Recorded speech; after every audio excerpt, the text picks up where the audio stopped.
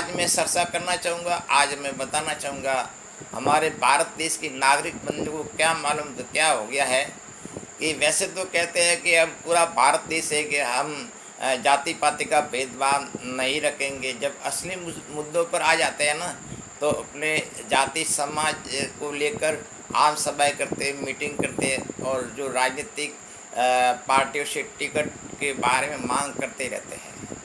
लेकिन किसी में ये आवाज़ नहीं उठती है कि हमारा भारत देश एक है, हमारा राजस्थान प्रदेश एक है, हमारा गांव डानी शहर एक है।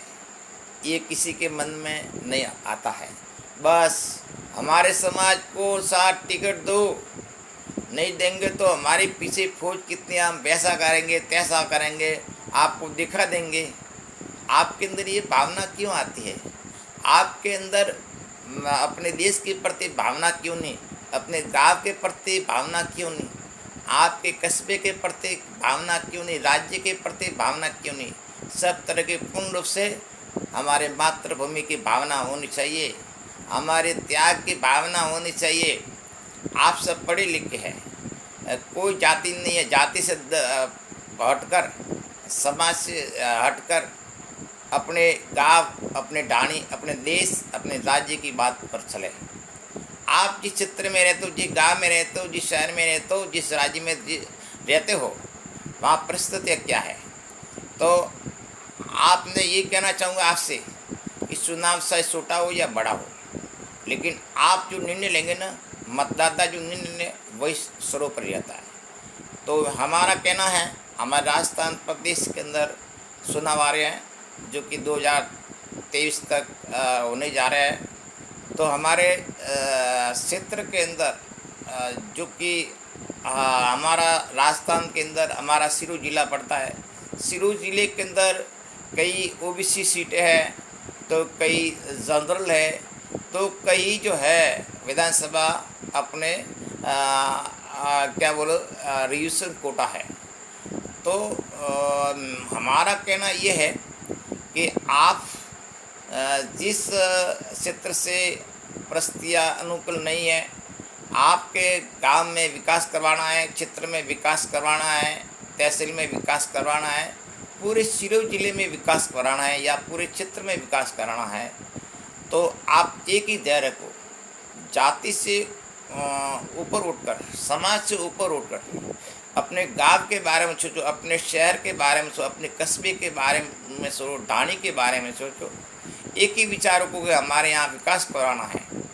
गांव का शहर में यहाँ पर नदियों का पुल टूटा हुआ है, वहाँ पुल नहीं है, रपट है, रपट के ऊपर पुल बनाना है। तो वो व्यक्ति ऐसा कौन है जो करवा सकता है? दोनों गांवों का संपर्क टूट चुका है, लोग परेशान होते हैं। ऐसा व्यक्ति है जो कौन है जो काम करवा सकता है? उसके अलावा आपके गांव में बिजली पहुंची या नहीं है, पानी की कई समस्या हो रही है कि नहीं है। उसके अलावा आपके गांव में स्कूल चल रही है, स्कूल के अध्यापक है कि नहीं है कि सिर्फ मात्र घंटी बजाने वाला, सिर्फ बच्चे घंटी बजाते हैं या मास्टर से नींद ले रहे हैं, ऐसा तो नहीं है। आपके गांव में शिक्षा लोग बच्चों को मिल रही है कि नहीं मिल रही है? तो ये सब बातों के मुद्दे के ऊपर ध्यान देना है। दूसरी बात, आपके गांव में बच्ची पढ़ रही है, लड़के भी पढ़ रहे हैं, घनत्व बराबर है, यानी कि लड़का लड़की एक समान समझते हुए शिक्षा हो रही है कि नहीं हो रही है? विधवा महिला बहनें, मातृशक्ति, कई समस्या तो नहीं आ रही है, इनकी कोई तकलीफ तो नहीं है? इन सभी बातों को ध्यान में रखते हुए, ऐसे विशेष बातों को ध्यान में रखते हुए ऐसा व्यक्ति उम्मीदवार खड़ा करे जो ये कार्य जो है हर 5 साल के अंदर आपको देखने की ज़रूरत नहीं है, आपको समस्या सॉल्व करने की ज़रूरत नहीं है, वो खुद अपने आप क्षेत्र में ये समस्या सॉल्व करने का क्षमता रखता हो, ऐसा व्यक्ति आप अपने क्षेत्र में उम्मीदवार खड़ा करके, वो क्या खड़ा होगा, आप खुद खड़ा होके उसको उम्मीदवार बनाएं और पार्टी को ये जो भी पार्टी राजनीति उसको दे कि हमारा गांव के ओर से ये उम्मीदवार है, इसको हम ये बनाना चाहते हैं, इनको ही आप टिकट दीजिए। तो ये विचार होंगे तो अगले बार राजनीतिक पार्टी वो भी सोचेगी नहीं, गांव शहर का इनको समर्थन है, इनको उम्मीदवार घोषित किया जाए। तो वो घोषित किया हुआ पढ़ा लिखा व्यक्ति, कानून की जानकारी रखने वाला व्यक्ति जहाँ भी जाएगा वो ठूठा बंद करने जाएगा, अपनी आवाज़ बोलेगा, अपनी आवाज़ बुलंद करेगा और आपके क्षेत्र में जो भी विकास के कार्य नहीं हुए वो ज़रूर करवाएं। हमारे क्षेत्र में कई हमने देखा, कई है ऐसे गांव है या शहर है जहाँ पर दो गांवों का संपर्क टूट चुका है, पुल या नहीं है, कई वर्षों से धड़ाम से बसें जा रही है, कई जनहानि होने की खतरा है, लेकिन नेता लोग कोई ध्यान नहीं देते हैं। और जब उनको फ़ोन जाता है तो कहते हैं कि ये हमारे क्षेत्र में, अधिकारों के क्षेत्र में नहीं आता। तो आपके अधिकारों के क्षेत्र में कैसी जाती है? ऐसा व्यक्ति नहीं होना चाहिए उम्मीदवार ऐसा होना चाहिए जो आपकी समस्या उसको ध्यान में होनी चाहिए कि हमारे गांव शहर क्या क्या समस्या है, वो समस्या आपके विधानसभा तक पहुँचे तो वो उसका हल हो।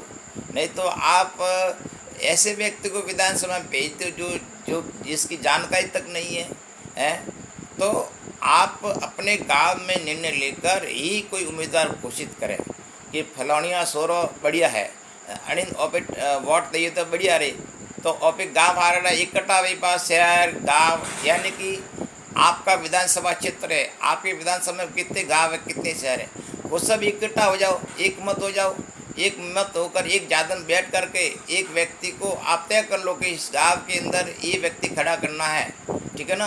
तो उसमें क्या है कि साहब रिजर्वेशन कोटा हो, जनरल कोटा हो, उसमें देखकर आप ऐसे व्यक्ति को अपने क्षेत्र से पार्टी का जो उम्मीदवार पार्टी को सुपुर्द कर दो, राजनीतिक पार्टियों को। इसको हमें इसको इस क्षेत्र से हमें उम्मीदवार बनाना है और इसको आप टिकट दीजिए, हम इसको जिता कर भेजेंगे।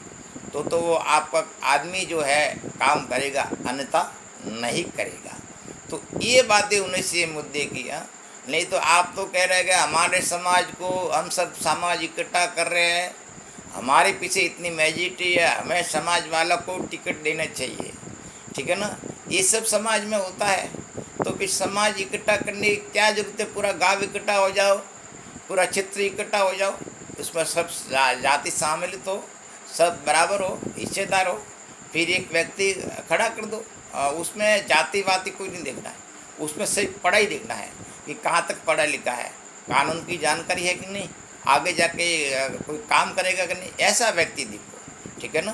तो चाहे वो रजिस्ट्रेशन कोटा हो, मैं ये नहीं कह रहा कोई जनरल की बात हो, चाहे वो जनरल कोटा हो, रजिस्ट्रेशन कोटा है तो उसको भी तो वोट आपके वोटर से ही उसको जीत कर जाना। ये तो नहीं कि वो जिस जाति का, जिस समाज का, वही वाले उसको वोट देंगे, वो जीत कर जाएगा, वो नहीं है। उसको भी आपके वोटों की ज़रूरत पड़ेगी, आपके वोटों की कीमत उसको ज़रूरत पड़ेगी। जब आपके पास आएगा तो उसको आप वोट देंगे ना, वो आपसे मांग करेगा तो आप मतदान के समय वोट देने जाएंगे। तो आपकी वोट की कीमत देखिए और अपने गांव, अपने क्षेत्र का विकास कार्य करवाइए, तब तो मज़ा आ जाएगा।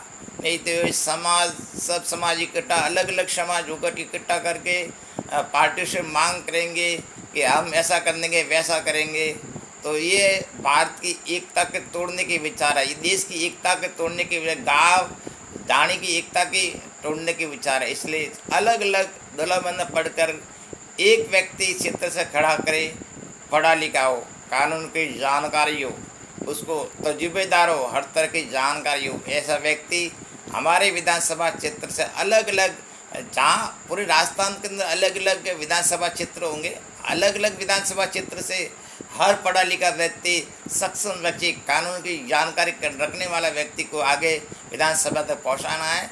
तो हमारा देश, गांव, शहर, राज्य तरक्की करेगा। नहीं तो क्षेत्र पूरा पीछे जाएगा। एक दिन वो नहीं आएगा कि भारत देश के अंदर अपने पाकिस्तान की स्थिति होगी, श्रीलंका की स्थिति होगी, क्योंकि आखिरी में भारत देश भूमि तो एक ही है ना, चाहे वो गाँवों में बटे हुए, शहरों में बटे हुए हैं, राज्यों में बटे हुए, लेकिन भूमि तो भारत में भी तो एक है ना। तो हम एक बनकर रहना है। हमें ये नहीं सोचना कि मैं उस जाति से नीच जाति, उससे कोई लेना देना नहीं। हम पूरा भारत एक है, मानव एक है, इंसानियत एक है, हम पूरा एक है, एक बन के रहेंगे। दोस्तों मैं कहना चाहूँगा, बगीचे के कितने फूल होते हैं? गंजारी गल का फूल, केवड़े का फूल, गुलाब का फूल, मोगरे का फूल, सब फूल अलग अलग बगीचे में होते हैं। माला तो एक ही बनती है ना। तो आइए साथियों, माला एक बने, एक फूल बने, और आने वाली विधानसभा के अंदर पढ़ा लिखा उम्मीदवार ही जाना चाहिए। चाहे वो किसी की जाति का हो, जाति से कोई लेना देना नहीं है। अगर शिक्षा उसके अंदर है तो आपके क्षेत्र का विकास करेगा।